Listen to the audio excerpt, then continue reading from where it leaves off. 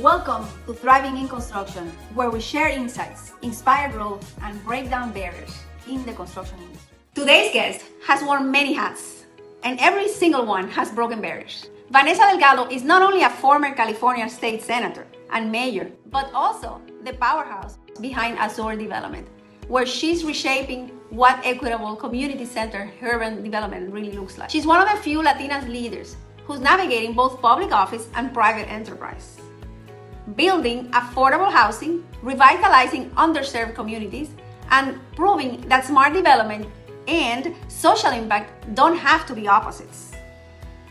But behind the impressive resume is a story of values, vision, and resilience.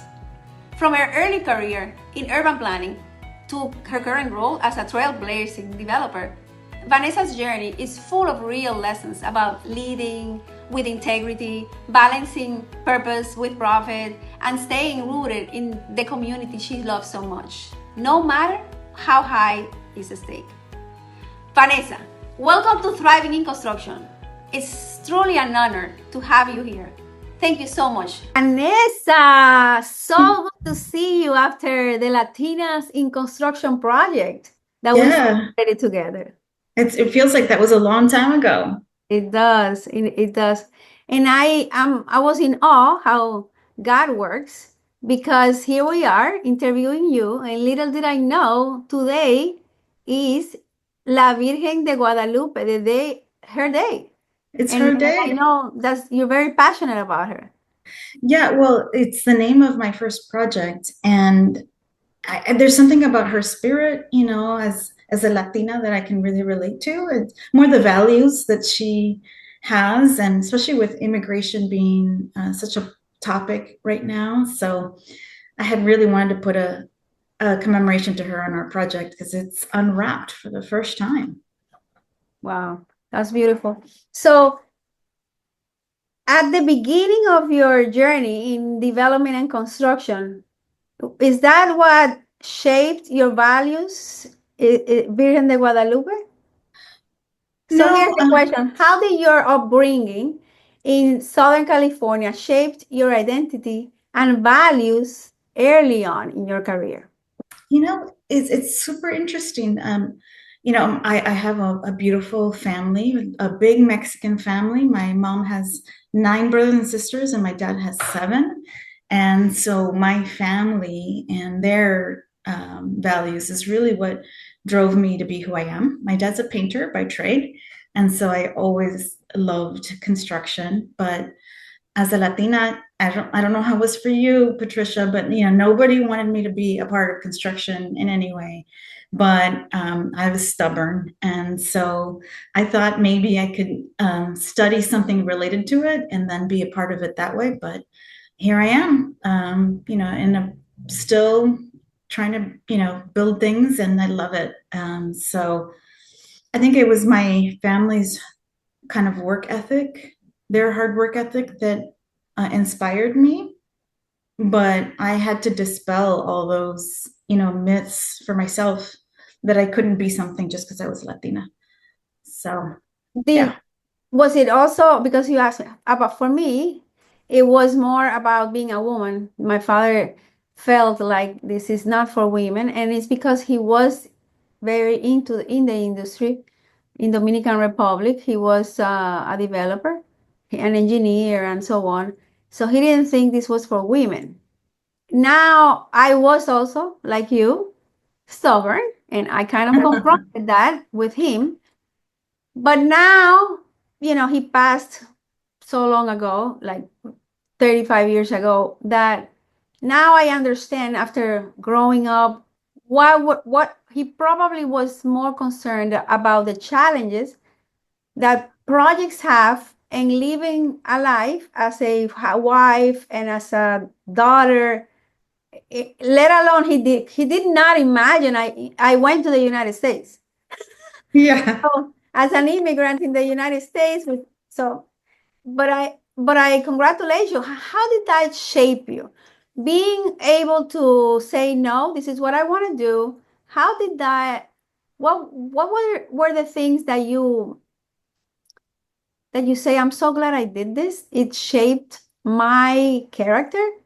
And if you had to do it all over again, what would you do different? Or would you change anything? Or maybe you won't. Yeah. Well, right off the bat, I can tell you I wouldn't change a thing because, you know, life would be different if I hadn't gone through it just the way I did. I made so many mistakes, but when I was young, and I'm embarrassed to tell, it's because it's you, but I Me am very and the open. audience. Yes. But this is a sacred space. Okay, we won't tell anybody else. So I was in my 20s and I was very organized and I thought I knew everything, right? And so I had a color-coded timeline of every major milestone in my life that was predetermined to my death. My death was on there. Totally unhealthy. Um, but I did follow that. I thought I had to do certain things. So I got married young. I had a daughter young. It's just I had already finished grad school, so you know, at least I did all that. But that didn't work out. And I didn't like the career that I had studied. So those two major things not going according to the color code timeline really changed who I am. And mostly my daughter. Um, it changed the I used to be a very like closed off woman. I thought that to be successful in our industry, I had to be harder and like one of the boys. And but she softened me. I'm still like that, but with a softer touch and more appreciative of the you know, who we are as women and the what we can bring that's unique to our industry. So there's another similarity we have, Yeah. another similarity. But I think what I hear is that you, I did have not a timeline color coded, but Okay. I didn't have a timeline, but I had a belief, and it was an unconscious belief that I discovered maybe 5 years ago that I was gonna die because everyone would say my father, I'm like my father. I look like him, and I don't know. He's a strong guy. And I associated that I was like him and I was going to die like him. Mm, Not like him, but early. yeah. And I calculated in my subconscious the time. It was until thank God I was doing personal work on myself by then. Somebody told me, maybe you think you're going to die? And I'm like, wow, I had to process that. Yeah. So that I'm glad you're uncovering that because a lot. I was going to ask you, your father, did you copy? Did you try to be strong? Because also, which I hear, bring up your masculine energy, Yeah. right? Now you're bringing up more your feminine energy, which you know that you don't need to be. You can use both depending. Yeah. Yeah, you know, I wanted to be just like my dad. I wanted to earn his respect and love because his mom died when he was very little. He was a twin, born in Colima, Mexico, and he only had a kindergarten education. And so he did not get the type of loving um, childhood that you would want for anyone. And so he had a difficulty of expressing love. Um, but he's the smartest man I've ever met. And I just wanted to be like him. And so what he did, I wanted to do, right? Wow. But I also wanted to listen to him. I know that what he was telling me, he knew from experience. So I actually didn't go into our field originally. I was an engineer, a civil engineer, so it was a little related, but I hated the classwork. I stayed in the engineering society because there was a lot of boys, but that wasn't for me. So it's just so exciting and gratifying to still end up where I wanted to be. And the best part for me is my dad. Luckily, he's close by and he's very supportive now. But I got our construction license a few years ago, and it's Delgado. It has the name Delgado, that is his name. And it's my last name. And so he keeps it in his wallet. Like, you know, Wow. so that So proud. Yeah, that and like, he can't be abused by anybody anymore because, he's got this coverage of a license and, he's official. So it's an Yeah, exciting thing. yeah. A lot of overcoming of so many things. Yeah, Yeah. but I can't tell you that I did it on purpose or that I knew the route. It was my failures and how I dealt with them that helped me persevere. Because I think we talked about this before that, there's nobody that you can look to. I'm the only Latina development owner in California. Wow. So to look for a role model, people always say that, look for, somebody that can help A guide you. There's mentor. no such thing. So that's why it's important for me to make sure that other Latinas know that, being in construction is wonderful. We're great at this. We're great at project management, at designing, at making something. So I encourage all of us to do it. I know, I know. Congratulations for persevering. It's not easy, but you've done great.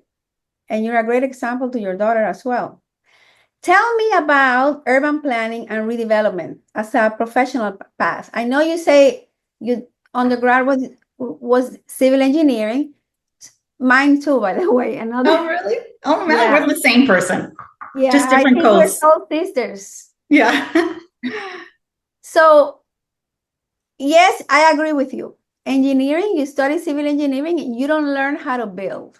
No. You don't, but it gives you a great background for many things, especially problem solving, my Yeah. opinion. So tell me about urban development. You go into urban development, you want to be a developer. How does that happen? Yeah, so I actually studied public administration. So I wanted to become a city manager to guide what happens in our communities, just only because I didn't know what a real estate developer was. I'd never met one. I don't come from wealth. So usually you need a lot of capital for that. And through the city work, I worked on properties that the cities owned, and we wanted to create something for the community on those. So we do what's called public-private partnerships, where you bring in a developer, they help accomplish that mission, but it still serves some public good. And I fell in love with that. That was all I wanted to do. But the guys on the other side of the counter, and they're almost always guys, they got to do the fun parts.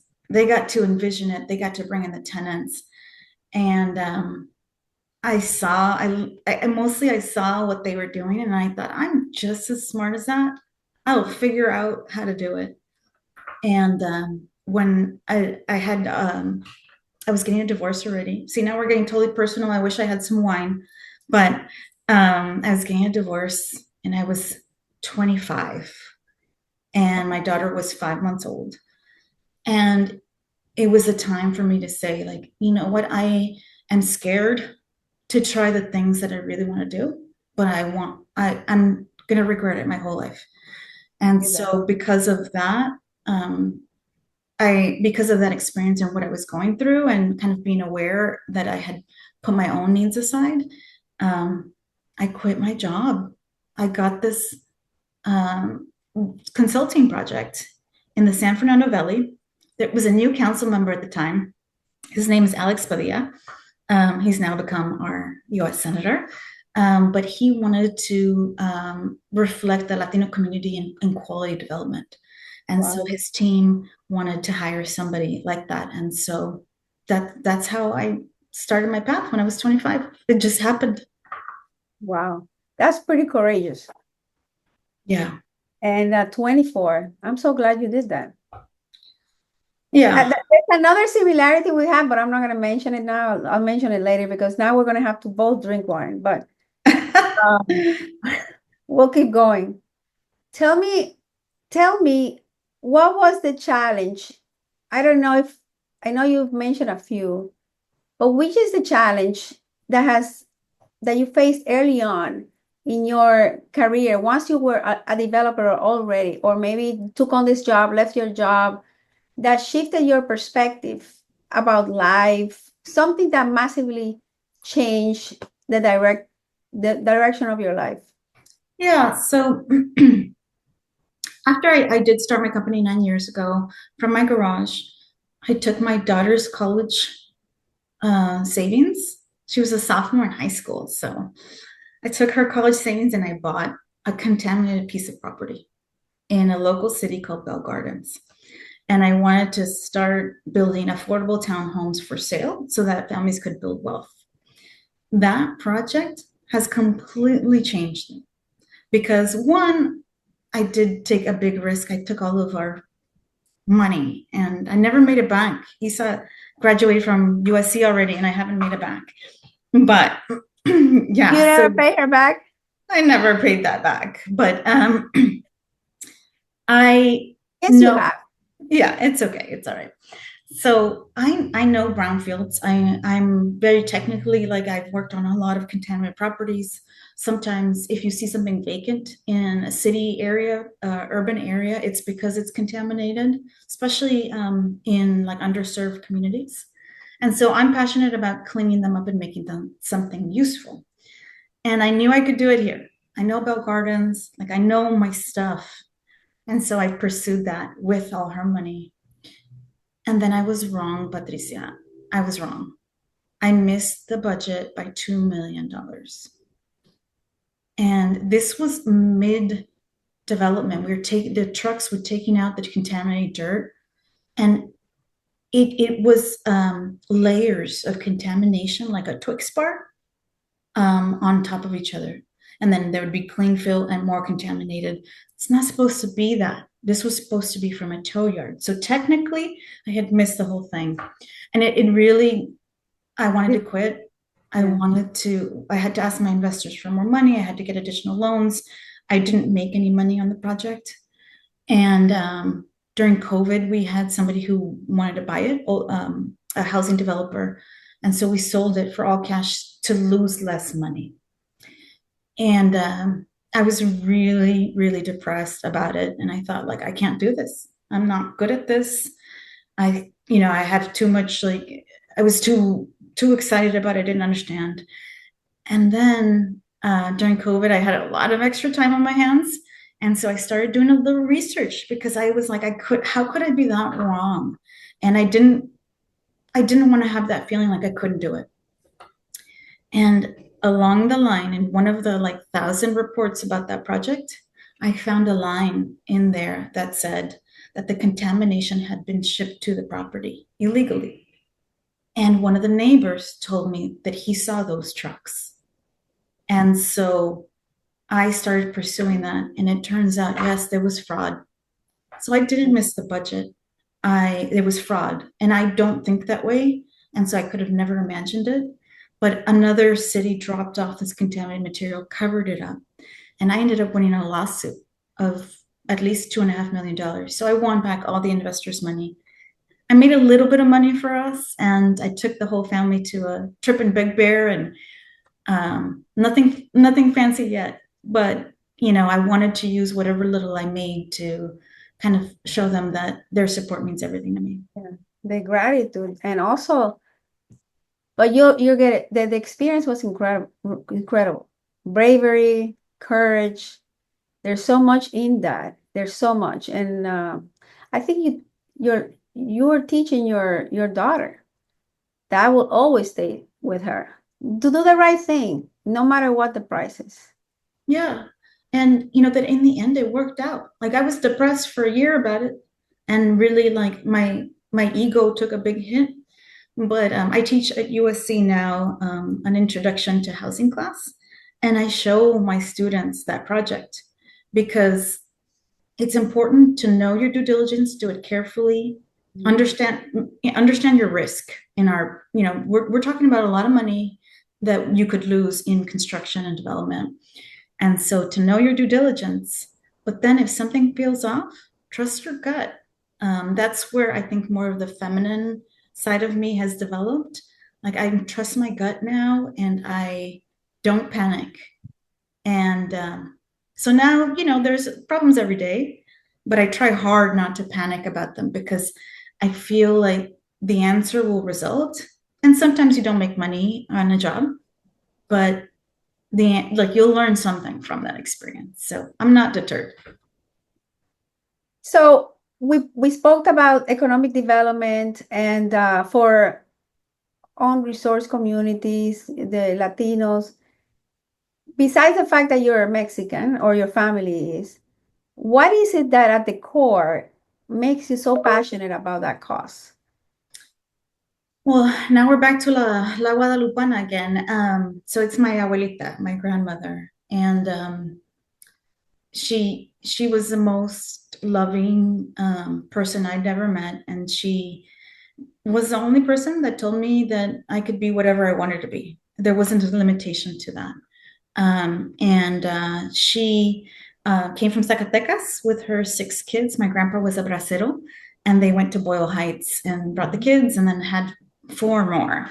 And she fed anyone in the 80s that was on their immigration journey.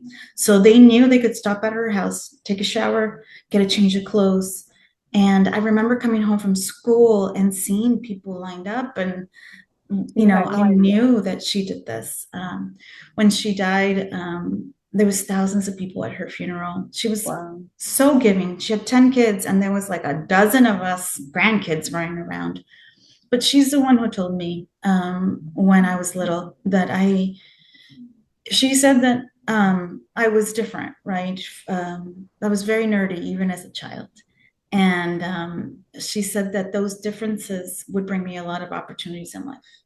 And she made me promise to her that I would use them to help people like she did. Wow. And I've never forgotten that. I was like 9 or so when she told me that, and she died when I was 13. But I really feel like it's my abuelita's spirit that has gotten me through all the hardest times and the love that she gave me. So yeah, so I want to be true to that word, and it makes me feel good about the opportunities that I have been given in life. Wow. Abuelos, huh? They Yeah. have a huge role in our lives. So you became the first Latina mayor for the city of Montebello. And what was that experience like? Were you already participating in projects like the ones you decided that you wanted to participate on later on? Yeah, so I've been involved in public-private partnerships my whole career. I've never done anything in Montebello or Montebello, and I wasn't the first Latina, but I really wanted to give back to my community. And I wanted to employ the economic development strategies that I know how to use in other cities, and I never done anything in Montebello. So I thought, I'm gonna try this. I'd always loved politics. I've always loved it. But I was a little naive about it. I thought that I could help change lives through politics. And I have to be honest with you that I don't know that I helped anybody. And politics was not what I expected. I don't think I have the right personality for it. I'm more of an introvert, and I like making things, and I don't know. It just wasn't for me. But I did become a state senator as well. And I was the only Latina in the state senate at the time. Wow. And so I value now the role of good public officials and supporting Latinas or Latinos or any official who I think is doing it for the right reasons. And I think that's so important for all of us to vote, to be involved with that process, because politics has a major impact on construction and development, and we have to be more aware of the people we are putting in office. Yeah. No, I agree. We should have a conversation about that too. Yeah. Because, I used to hear a lot, if you're not in politics, get out of construction. And this is one thing I did not like when in my country, that many times my father was in politics too, and in construction, but he did not he ran a large construction program.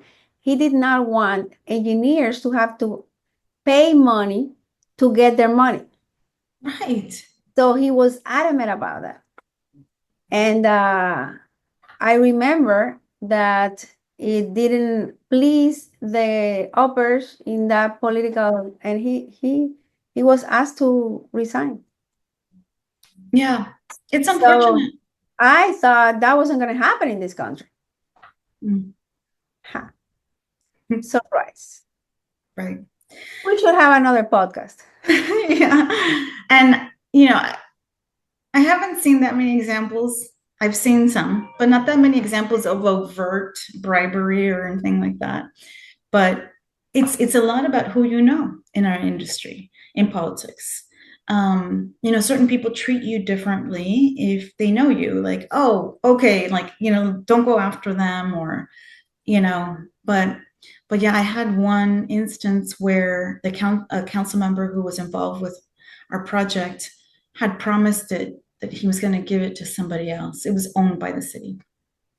And then it turns out he got indicted and he's going to jail. So, but I couldn't tell anybody what was happening to me. And so I feel like, at least in our system, people do get caught.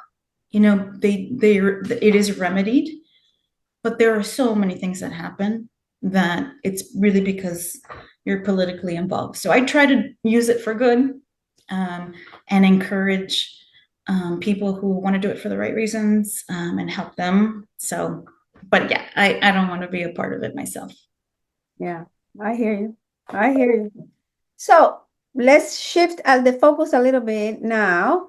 How do you balance the being? I know you're a public servant at heart, whether you are in public office or you are doing your own business. You know that you want to serve. That is very evident. What's the difference between leading your company and leading an entity, a public entity, as a mayor? What's the difference that you find, other than maybe you can make the decisions faster? Is that the one thing? You don't have to be so many politics? Yeah, the speed, the efficiency. In my business, I get to set goals and implement them. And as a public servant, you don't do that. And I understand why. You don't want one person's ideas to guide the entire community's result. So I respect the public process, but I have a lot more ability to achieve my goals in the company. And I want to help people, in mostly California, because that's where I build, buy a house. They can't buy a house nowadays. And it's mostly Latinos who end up not being able to afford a home. And they spend up to 50% of their income on rent. No wonder they don't have for the extras. And so I feel like I have connections throughout politics. I know how to build. And so I can do something to alleviate that. And that brings me joy. Also pays my bills. Because let's be real, as a small business owner, you have to make sure you cover payroll. But I couldn't do that in government. I wanted to affect change in housing policy, but it just takes so long, and there's so many different stakeholders. But there's a reason why our system is set up that way, and I think it makes sense just for me. And I'm 48 now, so I want to retire at some point. So I felt like I had only a certain window to meet my goals, and so I thought I could do it better by my business. Yeah, no, you have more control. Yeah. Not 100%, because everything is not in our control. So but you do definitely have more control. Exactly. Yeah, to make an impact. So being a Latina leader in a male-dominated, development in construction, male-dominated. As a politician, also male-dominated. How have you handled pushback? How do you handle that? I think, and when I was younger, it may have been a little bit harder, but nowadays it's pretty easy. If somebody in a meeting, and most of my meetings are all males, if they try to tell me that a shopping center works better this way or that way, or we can't do something because of this, I have a prepared speech that I say. It happened recently, and so this person had never built a shopping center before. And I said, I built 3 million square feet of shopping centers. How do you think that you know more about how to build a shopping center than me? I have to say it like that. Also, try to be kind first, but if it continues, you have to just set your boundaries.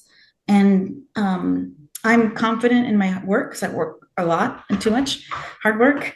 Um, so I still wanted to build a relationship with him, but I needed him to know, like it wasn't that wasn't going to happen. Not me. And we've now built a great respect for each other. And he never again questioned my understanding or knowledge of shopping centers. But I also don't take any of it maliciously. Like, I don't think that people are out to get me. I think that everybody is just living in their own world of fears and needs, and we're all trying to do our best. And so I choose to see life that way, that we're all trying to do our best, because I can't be deterred by any of that. Like, I got my goals to accomplish. It's not a color coded timeline anymore, but it's still goals. No, I agree with you. And even people that we love, they put limitations because they do it from a place of their own fears, driven by the love they have for Right. us. Yeah. So, but I agree with you. When I've been challenged, it doesn't take a man too long to acknowledge and respect you. I mean, and the conversation is not something you have to do forever. No. It's like one time and maybe, and that's it. And then your biggest advocate. I actually advocate. Yes. It's been my experience also. Yeah. I Some of my best friends in politics ended up being male because sometimes when you're like the only woman, women aren't as supportive, unfortunately. So but I try to find allies wherever I can. If it's, I found like that there are males in the Jewish real estate community that are very supportive because they had a similar experience coming into the field. So I just try to find allies where I can, and I really try to ignore the haters because I don't have time for that. And it's not about separation. That's why when we met and we were in the, with the book, I've never liked that. I cannot make it. It's a men dominated field and this and the other. I think we don't have limitations. No, We don't have, we only the ones that we put in our heads. And so I agree with you, and not only allies, but we're supposed to, it's a good thing that we have differences and that yes, people disagree with us and that we disagree with them. And yeah, and that we question and they question us. You want to get, it's a process and you want to get the best idea to win. yeah, exactly, exactly. So, but yeah, I think, it's interesting you say that because I do notice that behavior a lot from some women, almost like, oh, I can't make it in that field. I don't even think about it anymore, Patricia. I don't know how you are, but I just think about it as like, this is my team, whoever it is, like, let's bring out the best in each other. We're humans. Yeah. That's it. And I agree. And there's no, I have never really, when I stepped into this country, I've never seen it like that. And I don't let that guide me. Otherwise, I would not have been able to make a living out of construction Right. because I would have stopped myself from the opportunities. I know that for sure. Because Yeah. nobody has stopped me. Only my own thinking and my own head. When I get in my head is when I get crushed. Exactly. But allowing that victim mindset is not good for anybody. No, no. So Um, yeah, I agree. tell me a misconception the public has about the work you do or systems that you operate, or is there any, do you have to deal with, when you're in politics, not everybody likes you, Right. but when you're in construction, no, but not everyone likes you either. So there's confrontation. And is there a moment that you were very nervous and you had to work at, how do I, this is my reputation, This is my life. You mentioned the lawsuit. That's important. You being courageous. Is there a moment where you had to, is who I am, and that's my principle, and maybe you defended it with faith, courage. What do you use to defend that principle? Yeah. I will give you another background. Yeah. I like you, I've in construction, sometimes you have lawsuits and people that don't want to pay you, Yeah. even though you did the work. And there are big companies and blah blah blah. Sometimes you kind of, it's all in the it's all at stake. And the way I see it, you have to defend the principle. So you go for it, and you kind of got, this is the right thing to do. So what moment in your career did you have to put everything, your principle was at stake, who you are, your reputation, and you went for it? Yeah. Well, I had one experience like that in politics. I was the mayor of the city of Montebello, I think, at the time, and we were looking at cannabis manufacturing, the production in our warehousing areas, and the city had a big deficit. So I was supportive of allowing it in the manufacturing areas, not for sales, but in that. And that was a big deal to me because I grew up thinking cannabis was bad. I know that was the 80s. I know it's a different mindset now, but it took me a lot to get into that mindset. But I wanted at all points for it to be a transparent process, because in a lot of communities around here in this area in LA County, there were people who were trying to buy licenses and control it. And I was very mindful of that. And so I wanted to make sure it was fair.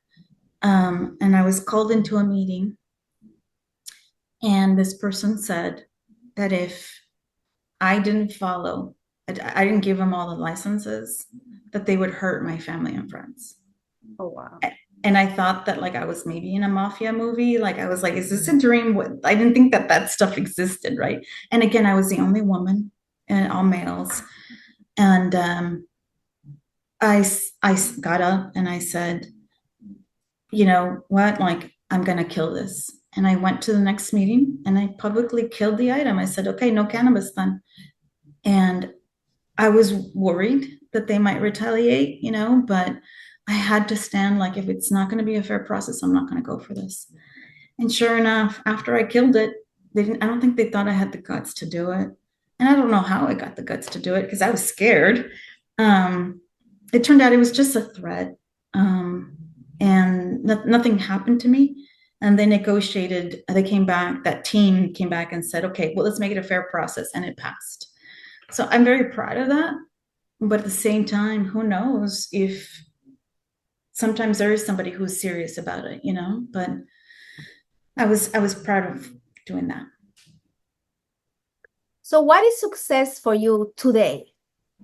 We know how you did your color coded, and all that. What's success today did you say 47? I'm 48. Oh, Okay, one more. You look great. thanks. I mean, come on, you can be a major. What, you think you can't be 20? Yeah, You've that's done true. so much. And my daughter's going to be 23, so I can't so say much. that anymore. No, You've done so much. I feel like I still have so much that I want to do, but okay, so I am now getting older, and I'm more conscious about like, what do I want like to focus my time and energy on? And the work that we do is very stressful. And so I'm trying to like have more balance, less public committees and things that I do, and try to like enjoy my life a little bit more. I even started dating. I hadn't done that in a long time. So it's super simple stuff, but I find joy out of like spending time with my family and my pets, and and those that I care about. But I don't do it if I don't force myself. So I put it on my calendar. I put things like, okay, like I put it as, clearly you can tell that I like goals. So I'll put on my goals like schedule a lunch, or schedule a happy hour, and that works for me, because if I don't force myself to put myself first, sometimes I won't do it. I'll but then I get burned out and I get stressed, and so I'm more aware of it now than I was when I was younger. So I'm trying. I'm trying. What if that was a goal? To recalibrate, you Mm-hmm. know, to attend to prioritize your health and vitality, Yeah. and make it a goal and a priority. And I'm sure since you're so organized and disciplined, you can do that too. I hear you have been a high achiever, and other people would say a badass, and you want more fulfillment. Yeah. And that's probably sometimes a journey that most of us go through at that Yeah. age. And so you're doing great. Yeah. But I want to get to the point where I value the moment the most. That moment, being present and enjoying whatever it is, simple. Like I'm gonna hopefully get to enjoy my mom's tamales this Christmas. Like just being present and enjoying that moment with the family. Because sometimes, like you said, I'm in my head, so much thinking about everything I need to do, that I'm not present, and I don't just like go on a hike. And so that's something I want to keep accountable to. I went through that too and wrote a book Oh, because I felt like you said, our industry is very stressful, and mhm, we learn to do it from a masculine energy, which mhm. becomes, you get tired of that at some point. Yeah, And so the book, I named the book "Be Who You Long For," because I I'm gonna read felt it. this inner calling to be someone else that you're showing. But the thing is that we haven't learned how to do both because we have Yeah, different personalities. So I love that you're saying you want to be more present. That's awesome. And if you I'll send you the link, or maybe we can send you the book. We'll talk about it. Eileen will take care of that. But the book, definitely. I'd love to read it over the holidays. yeah. And Yeah. I want to know what you think about it. Okay, sounds good. So, have you ever been mentored by anybody, and do you mentor anybody? Do you or want to, or is there a group of people that you have focused on along your career to mentor? And have you been mentored by anyone, or who are the mentors that have gotten you or helped you get to where you are today? Yeah, definitely. I've had mentors in my life, but it's never been sustained. There's a lot of programs for small business owners, and you might meet somebody who helps you on that journey. But I do have a group of friends who all kind of want to, either they're real estate brokers or in construction and want to become developers. And I find that they encourage me a lot. So it's mostly like peers. Um, and unfortunately, I'm the only Latina developer owner. So the requests that I get to meet with young people, can be a lot. So I have chosen to become a professor instead. And so I can hopefully reach, it's not as personal, but I can reach lives that way. So I teach one class at USC. And anytime anybody asks me to do like a program for young people trying to be in development, I do that. But it is very hard for me to spend one-on-one time. I try Yeah. to like at least make sure my daughter sees me one-on-one, my cats, but I don't get a lot of time to do that. It's my one life regret right now. Do you do it? But yes, I do. But you're doing it. That's a beautiful way teaching Mhm. in the university. Yeah. So when we talk, I'll give you more ideas. Okay. Sounds great. So I have one more question for you. Okay.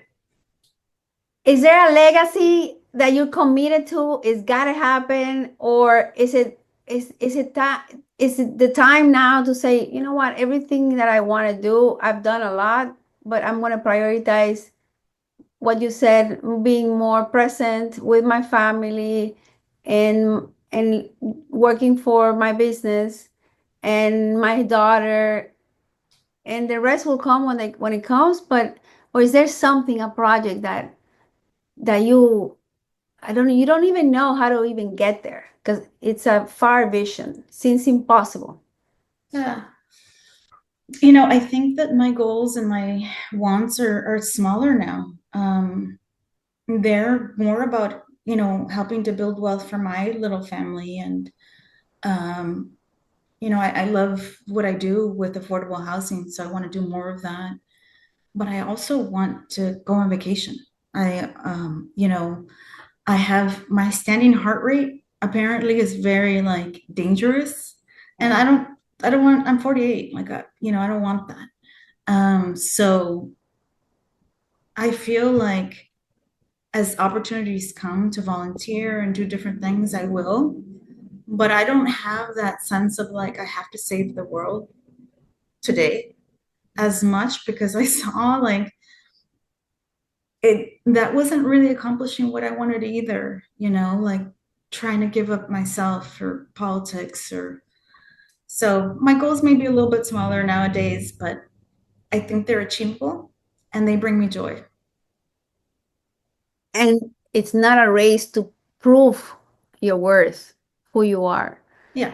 which both you and I started this industry trying to prove to the We could do person it. that we love the most, our parents. Right. You know, Yeah. but we come to realize that at least I do. I know I'm a child of the Most High God, and I don't have to work hard to prove that. Yeah. Yeah. I don't feel like I have to prove anything anymore. And sometimes if I've had a bad day, just hanging out with my cats or seeing my daughter, like that's enough joy. Like, so it's very liberating though. Yeah, very, very, very. You know what you want. And yeah, I am so happy that we spoke at this level because there's our journeys are very similar.